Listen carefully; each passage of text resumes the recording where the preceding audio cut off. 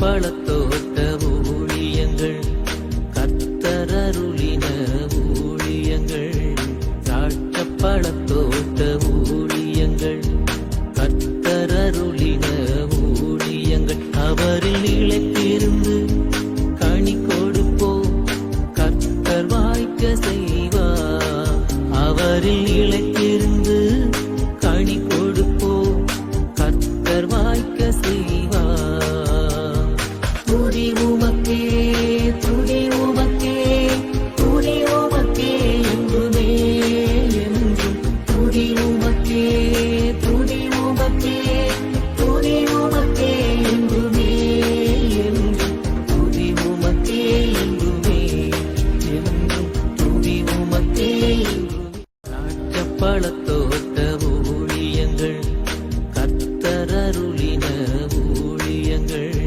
திராட்சை பழத்தோட்ட ஊழியங்கள் கத்தரருளின ஊழியங்கள் அவரில் நிலைத்திருந்து கனி கொடுப்போம் கத்தர் வாய்க்க செய்வார் அவரில் நிலைத்திருந்து கனி கொடுப்போம் கத்தர் வாய்க்க செய்வார் துதி உமக்கே துதி உமக்கே துதி உமக்கே என்றுமே என்றும் துதி உமக்கே துதி உமக்கே துதி உமக்கே என்றுமே என்றும் துதி உமக்கே என்றுமே என்றும் துதி உமக்கே என்றுமே. சிறியவனை பொழுதிலிருந்தும் எளியவனை குப்பையிலிருந்தும் எடுத்து உயர்த்தி ராஜாக்களோடும் பிரபுக்களோடும் பந்திருக்க செய்கிற அருமை ஆண்டவர் இயேசு கிறிஸ்துவின் இனிதான நாமத்தினாலே இந்த சத்தத்தை கேட்கின்ற அனைத்து தேவனுடைய பிள்ளைகளுக்கும் என்னுடைய அன்பான வாழ்த்துக்கள். நீங்கள் கோடா கோடியை பெருகுவீர்களாக, உங்களுடைய பிள்ளைகள் கோடா கோடியை பெருகுவார்களாக என்று வாழ்த்துகின்றேன், ஆசீர்வதிக்கின்றேன். பிரியத்துக்குரியவர்களே, இந்த அருமையான நாளிலும் கூட நாம் ஒரு புதிய மாதத்திற்குள்ளாக பிரவேசிக்க கர்த்தர் நமக்கு உதவி செய்திருக்கிறார். ஆண்டவருக்கு கோடா கோடியாய் மகிமை உண்டாகட்டும். ஏனென்றால் நாம் நிற்பதும் நிர்மூலமாகாமல் இருப்பதும் ஆண்டுடைய சுத்த கிருபை என்பதில் எந்த சந்தேகமும் நமக்கு இல்லை. அது மாத்திரமல்ல, ஒவ்வொரு நாளும் ஆண்டவர் தான் நம்மை காப்பாற்றி வருகிறார். புதிய புதிய காரியங்களை காணும்படியாக செய்கிறார். புதிய புதிய நாளுக்குள்ளாக, மாதங்களுக்குள்ளாக, வருடங்களுக்குள்ளாக நடத்தி கொண்டு போகிறார். பிரியத்துக்குரியவர்கள் நன்கு கவனியுங்கள். இந்த 2025 பாதி காலங்கள், பாதி மாதங்கள் நிறைவு பெற்று விட்டன. ஆச்சரியமாக இருக்கிறது அல்லவா? இப்பொழுதுதானே நாம் 2025 நம்ம பிரவேசித்த மாதிரி யோசித்தோம். அதுக்குள்ளே கண்ணை மூடி முழிக்கிறதுக்குள்ளே 6 மாதம் போயிடுச்சு. இதில் நீ கவனிக்க வேண்டிய காரியம் என்னவென்றால், இதில் எவ்வளவோ தேவனுடைய பிள்ளைகள் சொல்ல முடியாத வேதனைகளை அடைந்தார்கள். சாத்தான் உக்கிர கோபமாக இறங்கி வந்து தெரிந்து கொள்ளப்பட்ட தேவனுடைய பிள்ளைகளை மிகவும் அதிகமாக வாதித்தான். அநேக தேவனுடைய பிள்ளைகள் வியாதிப்பட்டார்கள், இல்லாவிட்டால் அவருடைய குடும்பங்களில் யாராவது வியாதிப்பட்டார்கள். தத்தளிப்பின் பாத்திரங்கள் அவர்களுக்கு கொடுக்கப்பட்டன. அதை போலவே நிறைய பேர்களுக்கு பண பிரச்சனைகள், கஷ்டங்கள், அவமானங்கள், நிந்தைகள் என்று இந்த 6 மாதங்களும் தேவனுடைய பிள்ளைகள் சொல்ல முடியாத உயரத்தை அனுபவித்தார்கள். இப்பொழுது அடுத்த 6 மாதம் உண்மையுடைய தெய்வம், அதாவது இஸ் வெரி ஃபெய்த்ஃபுல். எவ்வளவுக்கு எவ்வளவு முதல் 6 மாதங்களிலே நாம் கஷ்டங்களை அனுபவித்தோமோ அவ்வளவுக்கு அதிகமாக நாம் நன்மைகளை அனுபவிக்கும்படியாக அவர் கிருபை பாராட்டுகிறார். அல்லேலூயா. உண்மையான தேவனுடைய பிள்ளைகள் இந்த 6 மாதங்களிலே அதிகமாக ஆசீர்வதிக்கப்படுவார்கள். உங்களுடைய காயங்களெல்லாம் மாற்றப்படும்படியாக, உங்கள் வேதனைகளெல்லாம் மறக்கப்படும்படியாக தேவன் உங்களுக்கு மெய்யாகவே அவர் உதவி செய்ய போகிறார். எனவே நீங்கள் சந்தோஷமாக இந்த நாட்களுக்குள்ளே கடந்து செல்லுங்கள். இந்த முதல் 3 நாட்களும் நீங்கள் ஆண்டவருக்கு நன்றி செலுத்தி, சோத்திரம் செலுத்தி, ஆண்டவருடைய ஆவிக்குரிய நன்மைகளை தர வேண்டும் என்று மன்றாடி, குடும்பங்களில் தேவனுடைய வல்லமைகள், ஆசீர்வாதங்கள் வர வேண்டும் என்று மன்றாடி, ஆவிக்குரிய வரங்களை பெற்றுக்கொள்வதற்காக மன்றாடி, உலகப்புறமான ஆசீர்வாதங்களையும் கற்றுத் தர வேண்டும் என்று மன்றாடி நீங்கள் இந்த மாதத்துக்குள்ளே கடந்து செல்வீர்கள் என்றால் அதன் பிறகு அனைத்தும் உங்களுக்கு ஆசீர்வாதமாக ஆண்டவர் மாற்றி கொடுப்பதை நீங்கள் காண்பீர்கள். பிரியத்துக்குரியவர்களே, இந்த புதிய மாதத்தில் பிரவேசித்திருக்கிற உங்களை கர்த்தர் ஆசீர்வதிப்பாராக. வருகிற சனிக்கிழமை கர்த்தருக்கு சித்தமானால் நாகர்கோவிலில் வடசேரி பஸ் ஸ்டாண்டுக்கு பின்பாக இருக்கிற UMC ஹால், அதாவது WCC காலேஜுக்கு மேற்கு பக்கத்தில் வந்தீங்கன்னா விஜயதா மண்டபம், திருமண மண்டபம் இருக்கும். அதுக்கு அடுத்தாப்புல மேற்கு பகுதியில் இருப்பது தான் அந்த ஒய்எம்சி ஹால். காலைல 10 மணிக்கு ஆரம்பித்து 1 மணிக்கு முடியும். கூட்டம் நிறைவுற்றவுடன் அனைவருக்கும் மிக சிறப்பான விருந்து வழங்கப்படும். அடியார் எல்லாருக்கும் தனித்தனியாக நான் ஜெபிப்பேன் என்பதை நான் அறிவித்துக் கொள்ளும்படியாக விரும்புகிறேன். எனவே இந்த சந்தர்ப்பத்தை பயன்படுத்தி தேவனுடைய பிள்ளைகள், நாகர்கோவிலில் உள்ள மக்கள் எல்லாம் திரளாக திரண்டு வரும்படியாக, தேவனுடைய ஆசீர்வாதங்களை பெற்றுச் செல்லும்படியாக நான் உங்களை அழைக்கின்றேன். பிரியத்துக்குரியவர்களே, அடைக்கலான் குருவி ஆவிக்குரிய முதியோர் இல்லத்திற்காக ஜெபிக்க தவறாதிருங்கள். எவ்வளோ தூரத்தில் இருந்தாலும் நீங்கள் வந்து தங்கலாம். தினந்தோறும் ஜெபங்கள் அவர்களுக்காக ஏறெடுக்கப்படுகிறது. நல்ல நல்ல ஊழியக்காரர்கள் வந்து அவர்களை ஜெபத்தில் நடத்துகிறாங்க. அது மாத்திரமல்ல, அங்கே நாம் அவர்களுக்கு 3 வேளையும் நல்ல சாப்பாடு, விதவிதமான சாப்பாடை கொடுத்துகிறோம். யாராவது அங்கே தங்கியிருக்கணும், நிச்சயமாக அவர்கள் கொடுத்து வைத்தவர்களாக இருக்க வேண்டும் என்பதில் சந்தேகமே இல்லை. எனவே இந்த சந்தர்ப்பத்தை பயன்படுத்தி கொள்ளுங்கள். ஒரு பெரிய ஹால், நீளமாக தேவனுடைய மாளிகையில் முன்பகுதியிலேயே 200 முதியவர்கள் இலவசமாக அங்கே தங்கத்தக்கதாக, ஏழை முதியவர்கள் தங்கத்தக்கதாக நாம் கெட்ட இருக்கிறோம். 3 மாதத்துக்குள்ளே கெட்ட வேண்டும் நாம் 25 லட்சம் ரூபாய் நாம் நியமித்திருக்கிறோம். இந்த தேவைகளுக்காக நீங்கள் ஜெபித்துக் கொள்ளும்படியாக உங்களை அன்போடு நான் கேட்டுக்கொள்கிறேன். இந்த புதிய மாதத்தின் வாக்கு தத்தத்தை உங்களுக்கு நான் அறிவிக்க விரும்புகிறேன். நீதிமொழிகள் 23வது அதிகாரம் 17-18 வசனங்கள். உன் மனதை பாவிகள் மேல் பொறாமை கொள்ள விடாதே, நீ நாடோறும் கர்த்தரை பற்றும் பயத்தோடு இரு. நிச்சயமாகவே முடிவு உண்டு, உன் நம்பிக்கை வீண் போகாது. நிச்சயமாகவே ஒரு முடிவு உண்டு, உன் நம்பிக்கை வீண் போகாது எனப்பட்ட ஒரு உள்ளத்தை தொடுகின்ற, நம்மை பலப்படுத்துகின்ற, ஆறுதல் தருகின்ற ஒரு வார்த்தையை தான் ஆண்டவர் இந்த நாளிலே நமக்கு தருகிறார். நிச்சயமாகவே ஒரு முடிவு உண்டு. இந்த பிரச்சனைகளுக்கு, இந்த குழப்பங்களுக்கு, இந்த வியாதிகளுக்கு, கடன் பாரங்களுக்கு, நம்முடைய காத்திருத்தலுக்கு, இந்த வேதனைகளுக்கு ஒரு முடிவு உண்டு இந்த மாதத்தில், இந்த ஜூலை மாதத்தில். எனவே கர்த்தர் சொல்லுகிறார், ஒரு முடிவு உண்டு, நீ பயப்படாத மகனே அப்படின்னு சொல்லிட்டு அதுக்கு முன்னால் சில வார்த்தைகளை சொல்லுகிறார். உன் மனதை பாவிகள் மேல் நீ பொறாமை கொள்ள விடாதே. Don't let your heart envy sinners. ஆரம்பத்தின் முதல் படியே நம்ம யார் மேலேயும் பொறாமைப்படக்கூடாது. முக்கியமாக பாவிகள் மேலே நம்ம பொறாமைப்படக்கூடாது என்று அழகாக ஆண்டவர் சொல்லுகிறார். அநேக தேவனுடைய பிள்ளைகள் நீங்கள் என்ன சொல்கிறாங்க அப்படின்னா, நான் கர்த்தருடைய பிள்ளையாக இருக்கிறேன், நான் ஜெபம் பண்ணுறேன், நான் அழைத்துக்கு போகிறேன், நான் தசமபாகம் கொடுக்குறேன், இல்லைன்னா நாங்கள் பயபக்தியாக வாழ்கிறேன், பரிசுத்தமாக இருக்கிறேன், எனக்கு பிரச்சனைக்கு மேலே பிரச்சனை, கஷ்டத்துக்கு மேலே கஷ்டம், இஷ்டம் போல் போக்கில் வாழ்கிறவங்கெல்லாம் எவ்வளவு நல்லா இருக்காங்க, அவங்களுக்கெல்லாம் எவ்வளவு சந்தோஷம், அவங்களுக்கெல்லாம் எவ்வளவு மகிழ்ச்சி, அவங்க எல்லாம் எவ்வளவு என்ஜாய் பண்ணுறாங்க வாழ்க்கையில், எவ்வளோ பெரிய வீட்டில் இருக்காங்க, எவ்வளோ பெரிய காரில் போகிறாங்களே. இதுதான் இன்றைக்கி மிகப்பெரிய ஒரு கம்ப்ளைண்ட்டாக இருக்கிறது. அவருடைய மனது, தேவனுடைய பிள்ளைகளுடைய மனது தங்களுக்கு வருகிற கஷ்டத்தின் போது பாவிகளாய் உலகத்தில் வாழ்பவர்களை பார்த்து பொறாமை கொள்ளுகிறது. ஐயோ, எனக்கு ஏன் ஒரு நன்மையும் இல்லை, எனக்கு ஏன் ஒரு ஆசீர்வாதமும் இல்லை, ஆனால் பாவிகள்லாம் இவ்வளவு நல்லா இருக்காங்களே அப்படின்னு சொல்லிட்டு அந்த மனது பொறாமை கொள்ளுகிறது. இதைத்தான் ஆண்டவர் இந்த நாளிலே, இந்த மாதத்தில் நமக்கு முதல் பகுதியில் சொல்கிற, யார் மேலே நீ பொறாமைப்படாது. சவுல் ராஜா தாவீது மேலே என்னைக்கு பொறாமை கொண்டாரோ அன்னைக்கு தான் எல்லா ஆபத்தும், வேதனையும், குழப்பங்களும் ஆரம்பித்தது. அது வரைக்கும் ஒரு பிரச்சனையும் இல்லை. ஜனங்கள் பாடியதை கண்டு சவுல் ராஜாவுக்கு பொறாமை வந்தது. ஏன் எனக்கு முக்கியத்துவம் கொடுக்கவில்லை, முதலிடம் கொடுக்கவில்லை. நீ கோலியாத்தை கொண்டிருந்தால் உனக்கு கொடுத்துருப்பார்கள். இப்பொழுது தாவீது கொண்டிருக்கிறார், அவருக்கு முக்கியத்துவம் கொடுக்குறாங்க, அவ்வளோதானே. இதை எடுத்துக்கிட்டால், சிம்பிளாக எடுத்துக்கிட்டால் என்ன. ஆனால் அவர் பொறாமைப்படுறார். எப்படி தாவீதுக்கு இவ்வளோ மகிமையாக இருக்குது, எப்படி நாம் பிறரை பார்க்கிற பொழுது, அக்கம் பக்கமாக நம்முடைய கண்கள் போகிற பொழுது, நம்மோடு படிக்கிறவர்கள், நம்மோடு கூட வேலை பார்ப்பவர்கள், நம்மோடு கூட பக்கத்து வீடுகளில் இருப்பவர்கள், சபைக்கு வருபவர்கள் எல்லாரையும் நாம் பார்க்கும் பொழுது, நம்மோடு கூட அவர்களை ஒப்பிடும் பொழுது தான் பொறாமை வருகிறது. அது ஒரு மிகப்பெரிய தவறான காரியம். எந்த காரணத்தை கொண்டும் பொறாமைப்படாத மகனே, உன் மனதை பாவிகள் மேல் பொறாமை கொள்ள விடாதே. ஏன் தெரியுமா? அப்படி பொறாமை கொண்டுட்டோம் அப்படின்னா, பாவிகள் நல்லா இருக்காங்க, நான் கஷ்டப்படுறேன்னு நம்ம சொல்லிட்டு இருப்போம்னா, நம்ம கர்த்தர் மேலே இருக்கிற பயம் நம்மளை விட்டு போயிடும். கர்த்தர் மேலே இருக்கிற அன்பு நம்மளை விட்டு போயிடும். ஜெபங்கள் மேலே நமக்கு இருக்கிற நம்பிக்கை போயிடும். போடா, என்னத்தை ஜோம்னு என்னத்தை கண்டேன், ஒன்றும் நடக்க மாட்டேங்க, அவங்க தான் நல்லா இருக்காங்க, பாவிகள் தான் செழிச்சிருக்காங்க, எனக்கு பாரு ஒரே பிரச்சனை. தொடர்ந்து பொறாமைப்பட நமக்கு கர்த்தர் மேல் இருக்கிற நம்பிக்கை குறைந்து விடும்.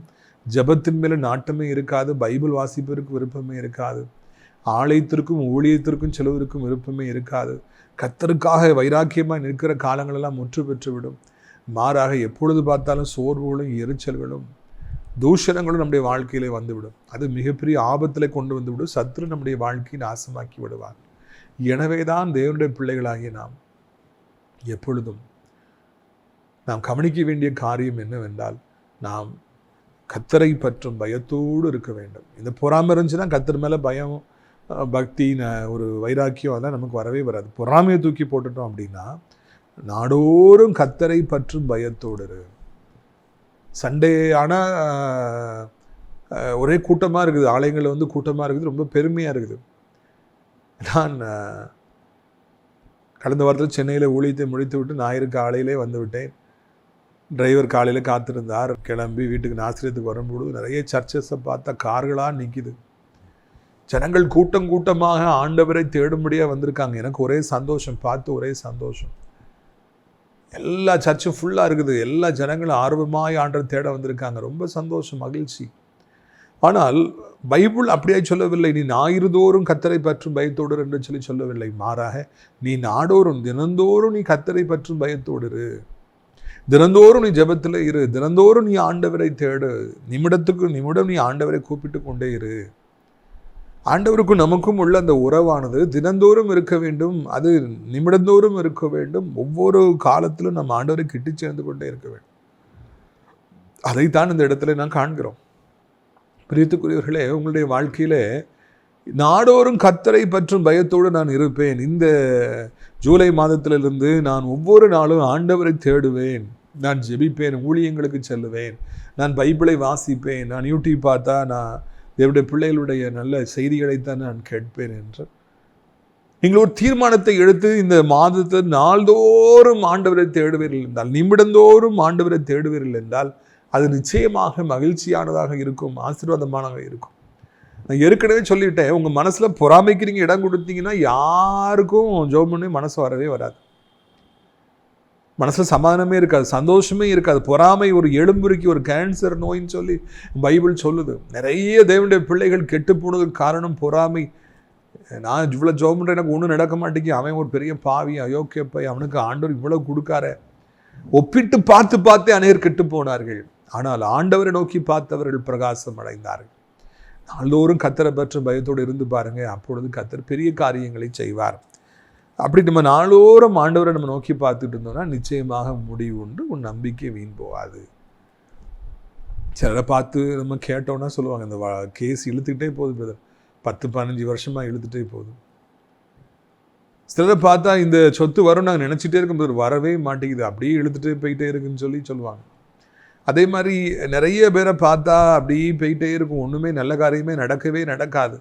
அது மிகுந்த சோர்வை கொண்டு வரும். திருமணமாகி 5 வருடமாகியும் குழந்தை இல்லை, 10 வருடமாகியும் குழந்தை இல்லை, ஏங்கி தவிக்கிறவர்கள் உண்டு. அன்றைக்கு ஒரு தம்பதியை பார்த்தேன், கப்பலை பார்த்தேன், 25 வருடமாகி எங்களுக்கு குழந்தை இல்லை என்று சொல்லி அவர்கள் பரிதபித்தார்கள். அதை பார்த்தவுடன் எனக்கு ரொம்ப வேதனையாக இருந்தது.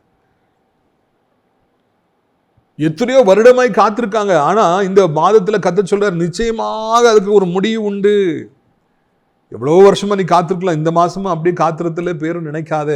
இந்த மாதத்துல ஒரு முடிவு உண்டு, உன் பிரச்சனைகளுக்கு முடிவு உண்டு, உன் காத்திரத்தலுக்கு ஒரு முடிவு உண்டு, உன் கண்ணீருக்கு ஒரு முடிவு உண்டு, உன் வியாதிக்கு ஒரு முடிவு உண்டு. ஒரு வியாதி நம்மளை விட்டு போயிட்டு முடிஞ்சிருச்சு அப்படின்னு தெரிஞ்சா நமக்கு அவ்வளோ சந்தோஷமா இருக்கும். ஒரு கடனை நம்ம செட்டில் பண்ணிட்டோம் அப்படின்னா அதோட ரொம்ப சந்தோஷமாக இருக்கும். ஒரு வீடை கட்டி முடிச்சிட்டோம் அப்படின்னா அதை விட பெரிய சந்தோஷமாக இருக்கும். ஊழியத்தில் ஒரு காரியத்தை ஆண்டவருக்காக செஞ்சு முடிச்சிட்டோம் அப்படின்னா அதை விட மகிழ்ச்சியானது என்னது இருக்கிறது? பிரியத்துக்குரியவர்களை, இதைத்தான் நாம் காண்கிறோம். ஆண்டவருடைய பிள்ளைகளாகி நமக்கு இந்த மாதத்தில் நிச்சயமாக எல்லா பிரச்சனைகளுக்கும் ஒரு முடிவை ஆண்டவர் கொண்டு வருவார் என்பதை நான் உங்களுக்கு நினைவூட்டும்படியாக விரும்புகிறேன். இவ்வளோ வருஷம் நீங்கள் காத்திருந்துட்டே இருக்கிறது உண்மைதான். நீங்கள் எதிர்பார்த்து நம்பி ஏமாந்து போனது உண்மைதான். இந்த மாதத்தில் நான் கர்த்தருடைய ஊழியக்காரனாக உங்களுக்கு சொல்லுகிறேன், பிரதர், நிச்சயமாக ஒரு முடிவு உண்டு, உங்கள் நம்பிக்கை வீண் போகாது என்பதுதான் நாளே ஆண்டவருக்கு சொல்லுகிற அருமையான ஒரு வாக்குத்தத்தம். நிச்சயமாக ஒரு முடிவு, நம்பிக்கை வீண் போகவே போகாது. இதை நீங்கள் மனதிலே கொண்டு ஒவ்வொரு நாளும் நீங்கள் ஜெபிக்க வேண்டும் என்று உங்களை அன்போடு கூட நான் கேட்டுக்கொள்கிறேன். நமக்கு ஒரு முடிவு, இந்த பிரச்சனைக்கெல்லாம் வரப்போகுது, நம்மளை ஆண்டவர் ஆசிர்வதிக்க போகிறான்னு தெரிஞ்சாலே ஒரு பெரிய உற்சாகம் கரை புரண்டு ஓடும். நம்ம ஜெபம் இன்னும் நல்ல வல்லமையாக மாறும். நம்ம வாழ்க்கையே சந்தோஷமாக மாறிடுங்க. தேவன் என்னை ஆசீர்வதிப்பார், என் பிரச்சனைக்கு முடிவு தருவேன்னு சொல்லிட்டார். நீங்கள் விசுவாசி ஓடி பாருங்க. இந்த வருஷம், இந்த மாதம் எல்லாமே இனி உங்களுக்கு ஆசீர்வாதமாக இருக்கும். இது சில வசனங்களை வாசிக்கும்படியாக விரும்புகிறேன். பாருங்கள், நீதிமொழிகள் 24:3 வீடு ஞானத்தினாலே கட்டப்பட்டு விவேகத்தினாலே நிலைநிறுத்தப்படும். அறிவினாலே அறைகளிலே அருமையும் இனிமையுமான சகலவிதமான பொருட்கள் நிறைந்திருக்கும். ஞானமுள்ளவன் பலமுள்ளவன், அறிவுள்ளவன் தன் வல்லமையை அதிகரிக்க பண்ணுகிறான். இப்போ ரியல் எஸ்டேட்லாம் பயங்கரமாக போயிடுச்சு. ஒரு சென்ட் இடம் 5 லட்சம், 10 லட்சம், 20 லட்சம், 50 லட்சம்லாம் ரொம்ப சாதாரணமாக சொல்கிறாங்க. ஆனால் பல வருஷங்களுக்கு முன்னால் எனது குடும்பத்தாரை, தாய் தகப்பனை ஆண்டவர் ஆசீர்வதித்த பொழுது எல்லாம் ரொம்ப சீப்பாக இருந்த காலம். நாங்கள் பல வாடகை வீடுகளில் இருந்து அந்த சொற்ப வாடகை கொடுக்க முடியாதனால துரத்தப்பட்டோம். 5-6 வீடுகள்லேருந்து எங்களை தாய் தகப்பன் துரத்தப்பட்டார். இஸ்ரவேல் ஜனங்கள் நாடோடிகளை திரிந்தது போல் நாங்கள் திரிந்தோம். அப்போ ஒரு வீட்டில் வாடகை இருந்து அவங்க காலி பண்ண சொல்கிறாங்க. அப்போ வீடு கட்டு போகிறாங்கிற அளவுக்கு ஆண்டவர் அப்பாவை அதிகமாக ஆசீர்வதிச்சிருக்காரு, கான்ட்ராக்ட் பிஸ்னஸ் கொடுத்து. அப்போ ஒரு இடத்த உடனே வாங்குறாங்க. வாங்கி அவசரமாக கட்டுறாங்க. அப்பா பெரிய கான்ட்ராக்டர், ஆனால் தேர்வு செய்த மனிதர், வீடை கட்டுவதற்காக தேர்வு செய்த மனிதர் ரொம்ப போராக ஒரு பிளான் கொடுக்குறாரு. ஒரு சின்ன ஸ்கொயர் மாதிரி இருக்குன்னு வைங்களேன். இங்கே 2 ரூமு, இங்கே 2 ரூமு, பின்னால் கிச்சன், அதுக்கு பின்னால் டாய்லெட்டு. மிகவும் மோசமான ஒரு பிளானை போட்டு ரொம்ப மோசமாக வீடை கட்டுறார். மேலேயும் அதே மாதிரி கட்டுறாரு. அந்த வீடு வசதியாகவே இருக்காது, ஒரு பிரவேசியே இருக்காது, கதவை பூட்டிட்டு உள்ளே போகிறதுக்கு ரூமே இருக்காது, ட்ரெஸ் பண்ணுறதுக்கு தூங்குறதுக்குலாம் அப்படி இடமே, பெட்ரூமே கிடையாது. அதுக்கு பிறகு அப்பாவுடைய காலங்கள் முடிந்து 10 வருடத்துக்கு முன்பதாக நாங்கள் ஆண்டவராலே ஆசீர்வதிக்கப்பட்டு பிள்ளைகளாகி நாங்கள் வீடு கட்டும் பொழுது அந்த வீடை முழுசாக இடிச்சிருக்கணும். அதுக்குள்ளே ஒரு 30 வருஷத்து ஆயிடுச்சு. இடித்து போட்டிருக்கணும். இந்த ரூம் பரவாயில்ல, இது இடிக்க வேண்டாம், அதை இடிக்க வேண்டாம்னு சொல்லி வச்சுட்டு அது மேலே கட்டி, முன்னால் கட்டி, சைட்லாம் கட்டி, அந்த அந்த அந்த பழைய ஸ்ட்ரக்சர், இங்கே ஒரு ரூம், இங்கே ஒரு ரூமும், கிச்சன், அதை அப்படியே மெயின்டைன் பண்ணிட்டோம். இப்போ எனக்கு அது அவ்வளோ வேதனையாக இருக்குது. அது ஏன் கம்ப்ளீட்டாக டிமாலிஷ் பண்ணலை, இப்படி கட்டி இப்போ முழுசாக வீடு இடித்தா தான் முடிக்கிற அளவுக்கு எனக்கு மனசுக்குள்ளே ஒரே வேதனை. அப்பா தான் அம்மா தான் தப்பாக கட்டிட்டாங்கன்னா, நாங்கள் கட்டும்போது விவேகத்தினாலே அறிவினாலே வீடு கட்டப்படும், அதை கட்டிருக்கலாம் இல்லையா? அப்படி விவேகமாய் கட்டவே இல்லை. நாங்களே யோசித்து முட்டாள்தனமாய் கட்டினோம். அருமையும் இனிமையான பொருட்களால் நிறைந்திருக்கும். வீடை கட்டிடுறது பெரிய விஷயம் இல்லை. அழகாக இந்த ஆர்கிடெக்ட்லாம் என்ன அழகாக டிசைன் பண்ணி, டைனிங் டேபிள், அந்த யுட்டென்சில்ஸ்லாம் என்ன அழகாக வைக்கிறாங்க. எதுவுமே நாங்கள் செய்யவே இல்லை. ஞானத்தினாலே தான், புத்தியினால்தான் வீடும் கட்டப்படும். உள்ளே அருமையும் இனிமையான பொருட்கள் இருக்கும். ஒரு வீடு கட்டுறதுல ஞானம் வெளிப்படுகிறது. எப்படி டிசைனில் கட்டணும், என்ன மாதிரி கட்டுறங்கிறதுல, அது மாதிரிலாம் டிசைன்ஸ்லாம் அதில் தான் வெளிப்படுகிறது. அறிவு வேணும். அறிவு இருந்தால் தான் ஒரு வீடை அழகாக கட்ட முடியும், இல்லைன்னா கட்டவே முடியாது. வீட்டுக்குரியவர்களே, அதே போல் வாழ்க்கையும் கூட அறிவு இருந்தால் தான் நம்ம கட்ட முடியும். நம்ம வாழ்க்கை எப்படி இருக்கணும், நம்ம பிள்ளைகளுடைய வாழ்க்கை எப்படி இருக்கணும், வருமானத்தில் எப்படி செலவு செய்யணும், எல்லாமே விவேகம் ஞானமும் முக்கியமானதாக காணப்படுகிறது. இதுவரைக்கும் நீங்கள் ரொம்ப கஷ்டப்பட்டுட்டீங்க, ரொம்ப வேதனைப்பட்டுட்டீங்க. இந்த மாதத்தில் கர்த்தர் உங்களை ஆசீர்வதிக்க போகிறாரு. நிச்சயமாய் ஒரு முடிவு உண்டுன்னு அவர் சொல்லிட்டாரு. உனக்கு ஒரு நிச்சயமாக ஆசீர்வாதம் உண்டுப்பான்னு சொல்லிட்டாரு. அந்த ஆசீர்வாதம் வந்த பிறகு ஞானத்தோடு புத்தியோடு நீங்கள் செயல்படுங்கள். கடந்த காலத்தில் செய்த தவறை நீங்கள் செய்து விடாதிருங்கள். அதைத்தான் நான் உங்கள்கிட்ட சொல்கிறேன். ஒருக்கா நம்ம தப்பு பண்ணிட்டோம், ஒருக்கா நம்ம அடி வாங்கிட்டோம். ஞானம் இல்லாதனால, புத்தி இல்லாதனால, சரியான முடிவெடுக்காதனால வாழ்க்கையில் எவ்வளவோ கஷ்டங்கள் வந்துருச்சு. மறுபடியும் அந்த தவறுகளை நாம் செய்து விடக்கூடாது. இந்த மாதத்தில் கர்த்தர் உங்களுக்கு திரளான ஆசீர்வாதங்களை தரும்பொழுது ஞானத்தோடு புத்தியோடு விவேகத்தோடு கூட காரியங்களை நடாப்பியுங்கள். வீடு கட்டுவதாக இருக்கட்டும், திருமண காரியங்களை செய்வதாக இருக்கட்டும், பிள்ளைகளுக்காக பல காரியங்களை நான் செய்து கொடுப்பதாக இருக்கட்டும், ஞானத்தோடு கூட நீங்கள் செய்யும். புது பிஸ்னஸை ஸ்டார்ட் பண்ணுவதாக இருக்கட்டும், புது இடங்களை வாங்குவதாக இருக்கட்டும், ஞானத்தோடு புத்தியோடு செயல்படும். பிரியத்துக்குரியவர்களே, அப்படி செய்தால் உங்கள் வாழ்க்கை அழகானதாக இருக்கும். அந்த வீடு முழுக்க அருமை இனிமையான பொருட்களை நம்ம ஞானம் இருந்தால் வாங்கி வைப்போம். மாதிரி வாழ்க்கையிலே பல காரியங்கள் அருமை இனிமையாய் இன்பமாக இருக்கும். ஞானம் உள்ளவருடைய வாழ்க்கை தினந்தோறும் இன்பமாக இருக்கும். சாப்பாடு எப்படி சாப்பிடணும், எப்படி உடம்பை மெயின்டைன் பண்ணணும், ஃபிட்னஸ் இருக்கணும், எல்லாத்துலையும் ஞானம் தேவை, புத்தி தேவை, டைம் மேனேஜ்மெண்ட், 24 மணி நேரத்தை எப்படி பயன்படுத்தணும், எல்லாத்துலேயும் நமக்கு புத்தி தேவையாக இருக்கிறது. என் கூட வேலை பார்த்துட்ருக்க ஒரு சார் வந்து அவங்க மிஷினரியெல்லாம் இருந்து நல்ல ஊழியம் செய்து இப்போது வந்து இங்கே வேலை பார்க்குறாங்க. ரொம்ப அனுபவசாலி, 6-7 லாங்குவேஜ் அவங்க படிச்சிருக்காங்க. இப்போ அன்றைக்கி நான் அவங்ககிட்ட பேசிகிட்டு இருந்தேன், சார் எப்படி எத்தனை மணிக்கு தூங்குவீங்க, எப்படி நீங்கள் ஹார்ட் ஒர்க் பண்ணுவீங்க? அப்போ அவங்க சொன்னது எனக்கு ஆச்சரியமாக இருந்தது. 9-9:30 நான் தூங்கிடுவேன். நான் ஒரு காலம் 9-9:30 தூங்க மாட்டேன். 12-1 மணிக்கு தான் நான் தூங்குவேன். சார் சொன்னாங்க நான் 9:30 தூங்கிடுவேன். 9 மணி இல்லை 9:30 அவ்வளோதான். அதுக்கு பிறகு சரியாக 1:30-2க்கு நான் எழுந்திரிச்சிருவேன். 9ன்னு வச்சுக்கோமே, 10, 11, 12, 1, 2 5 மணி நேரம் தூங்குறாங்க. அதுக்கு பிறகு 5 மணி வரைக்கும் ஒரு 3 மணி நேரம் 4 மணி நேரம் உட்காந்து ஹார்ட் ஒர்க் பண்ணுவேன்.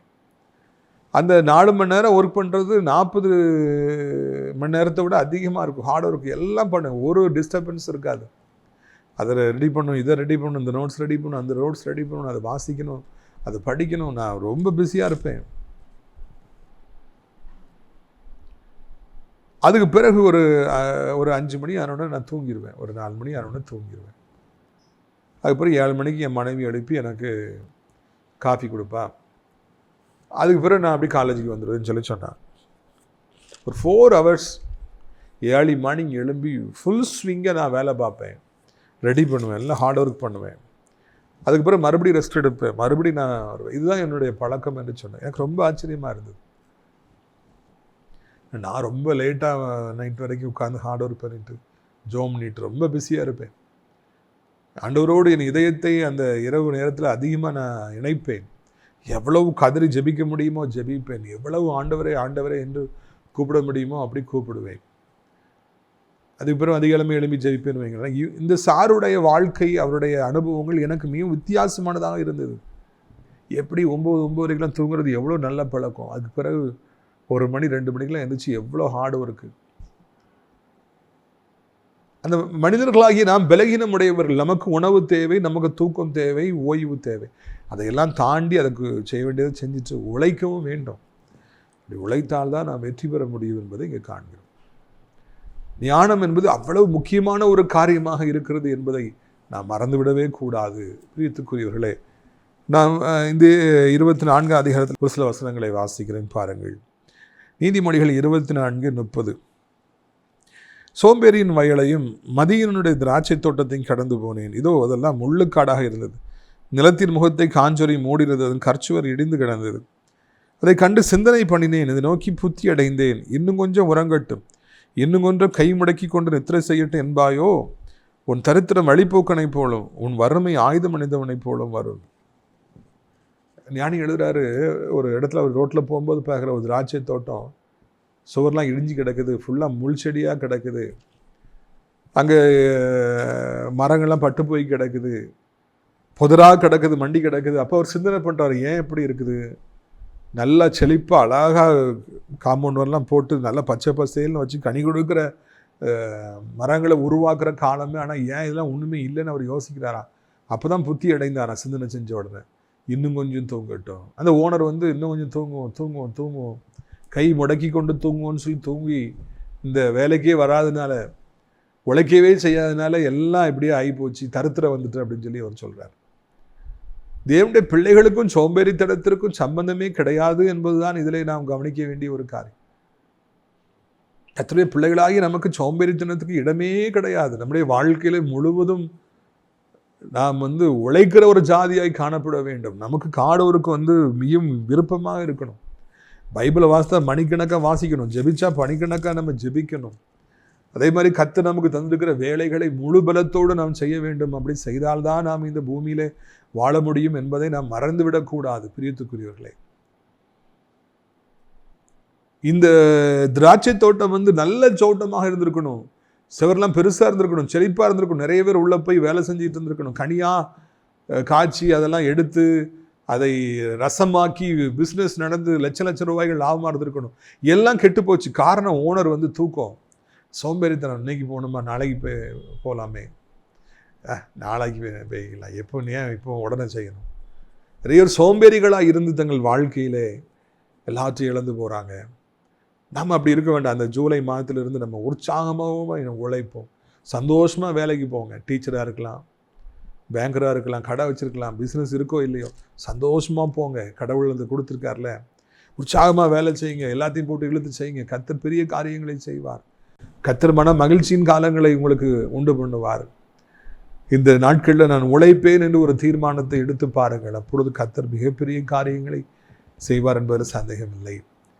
நானும் என்றைக்கு இந்த பைபிளை வாசிக்க ஆரம்பித்தேனோ, இந்த மாதிரி சம்பவங்கள்லாம் கர்த்தர் பேசும்பொழுது என் உள்ளத்திலே உள்வாங்கினேனோ, எனக்கும் உழைக்க வேண்டுங்கிற எண்ணத்தை ஆவியானவர் உண்டு பண்ணினார்.